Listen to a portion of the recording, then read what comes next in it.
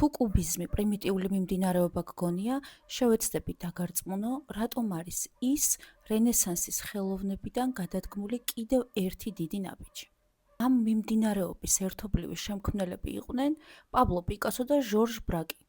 მათ შექმნეს სრულიად ახალი მხატვრული ენა, რომელმაც აბსოლუტურად შეცვალა წარმოდგენა სამყაროს აღქმასა და მის გამოსახვაზე. ამ ვიდეოში კუბიზმის ისტორიას არ მოგიყვებით, უბრალოდ ავხსნი, რაში მდგომარეობს მისი სირთულე, ამ სიტყვის ყველაზე კარგი გაგებით და მისი მნიშვნელობა.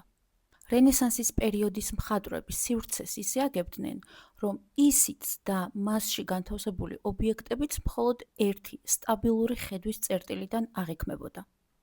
რეალობის იდეალურმა ასახვამ არ უნდა დაგვაბნიოს, აქ საუბარია ხედვის წერტილზე. კუბიზმმა კი უარყო ხედვის მხოლოდ ერთი წერტილი და ჩვენ ობიექტებს რამდენიმე მხრიდან აღვიქვამთ ერთდროულად. ამიტომაც გამოიყურებიან ისინი დაშლილად. დააკვირდით პიკასოს ერთ-ერთი საყვარელი ქალის, დორა მაარის სახეს. ჩვენ მას ერთდროულად ვხედავთ წინიდან, 3/4-ში და პროფილში.